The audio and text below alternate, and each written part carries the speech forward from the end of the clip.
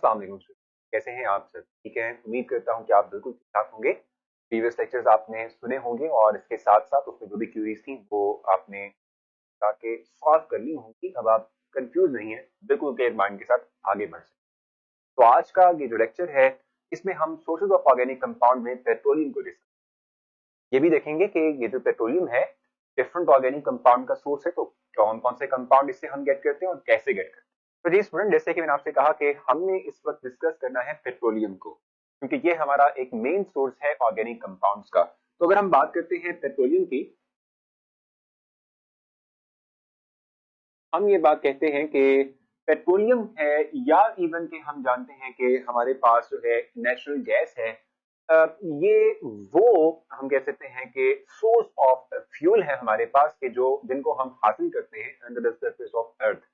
और जहां तक इनके फॉर्मेशन की बात है, हम पेट्रोलियम की अगर फॉर्मेशन की बात करें तो हम जानते हैं कि dead matters of animal and plant जो है, ठीक है, वो जब हम उसको under the surface of earth जो है वो बरीड यानी दफना देते हैं, ठीक है, तो उसके ऊपर लेयर्स आ जाती हैं, ठीक है, मट्टी की और रॉक्स की, ठीक है, जिससे कि ये जो हमारे पास dead matters of plant and animal है ये हाई प्रेशर पे मतलब इनके ऊपर अप्लाई होता है, ठीक है। के साथ साथ क्योंकि हाई प्रेशर होता है under the surface of earth और साथ में ही टेम्परेचर भी बहुत हाई अप्लाई होता है, तो डिकम्पोजिशन की वजह से ये कन्वर्ट करते हैं अपने आप को Aahista Aahista into different fuels like petroleum, ठीक है।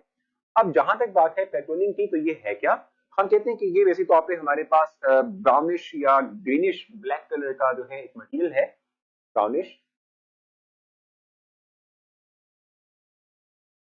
या हम कहते हैं कि ग्रीनिश ब्लैक मटेरियल है ये,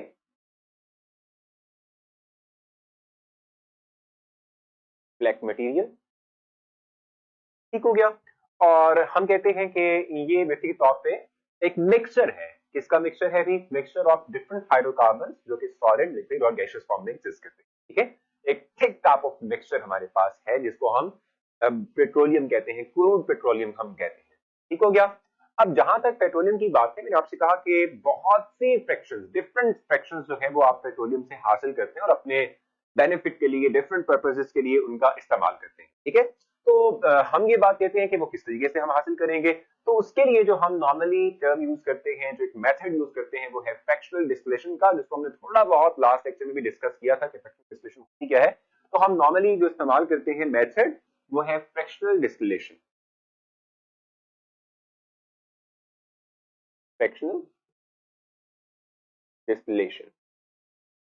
और ये क्या है, बेसिक तौर पे हम कहते हैं फ्रैक्शनल डिस्टिलेशन एक ऐसा मेथड है जिसमें कि, क्योंकि मैंने आपको लास्ट में बताया था कि जो फ्रैक्शन अवेलेबल है इनसाइड पेट्रोलियम, ठीक है, क्रूड पेट्रोलियम, तमाम कंपाउंड्स का अपना अपना बॉइलिंग पॉइंट है, क्योंकि number of carbon atoms very करते हैं डिफरेंट फ्रैक्शंस के अंदर, ठीक है। तो अपना अपना बॉइलिंग पॉइंट है, अपने बॉइलिंग पॉइंट के हिसाब से ये वेपोरेट होंगे। उन वेपर्स को जो हमने बनाए, डेवलप किए, ठीक है, हाई टेम्परेचर, उनको हम कलेक्ट कर लेते हैं, कंडेंस करके उनको सेपरेटली यूज करते हैं, ठीक है। तो फ्रैक्शनल डिस्टिलेशन का मतलब फिर क्या हुआ कि एक वो मेथड जिसमें कि हम डिफरेंट फ्रैक्शंस ऑफ पेट्रोलियम को सेपरेट आउट करेंगे on the basis of their boiling point, इसे हम फ्रैक्शनल डिस्टिलेशन का नाम देते हैं। हमने लास्ट टाइम भी इसकी डेफिनेशन राइट नहीं की थी, तो मैं समझता हूं जरूरी कि इसको हम डेफिनेशन को इसकी कम से कम राइट कर लें यहाँ पे, ताकि आपकी जहन नशीन हो और याद रहे। तो लिख लेते हैं, the process in which different fractions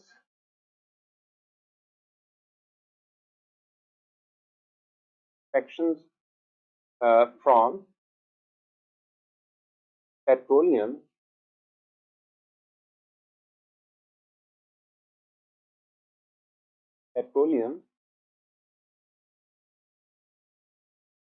separated out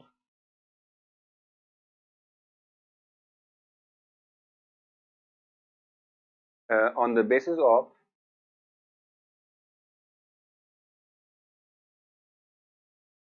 their boiling point।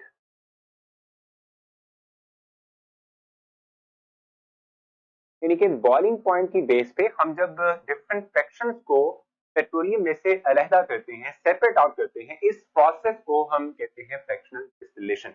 तो फ्रैक्शनल डिस्टिलेशन से हम डिफरेंट फ्रैक्शंस को अलहदा करते हैं। और इवन अगर हम बात करें डिफरेंट फ्रैक्शंस की, तो उसमें भी हम डिफरेंट ऑर्गेनिक कंपाउंड्स देखते हैं, उनको भी हम सेपरेट आउट कर सकते हैं। तो ये हमारा ये सेकंड मोस्ट इंपॉर्टेंट सोर्स है डिफरेंट ऑर्गेनिक कंपाउंड्स का जो कि हम हासिल करते हैं। क्योंकि हम बात करें फ्रैक्शनल डिस्टिलेशन की, तो मैं चाहूंगा कि ये प्रोसेस आपको थोड़ा सा समझा दूं थ्रू डायग्राम, तो जल्दी देख लेते हैं। तो जनाब, अगर हम बात करते हैं पेट्रोलियम मिनी क्रूड पेट्रोलियम की बात करते हैं, तो रिफाइनरी हमारे पास इंडस्ट्री है जिसमें कि हम इसको रिफाइन करते हैं, फ्रैक्शंस को सेपरेट आउट करते हैं। आप देख भी रहे हैं प्लीज पर कि रिफाइनरी जो है वो मतलब जो इंडस्ट्री है पेट्रोलियम इंडस्ट्री वो किस तरह से दिखती है।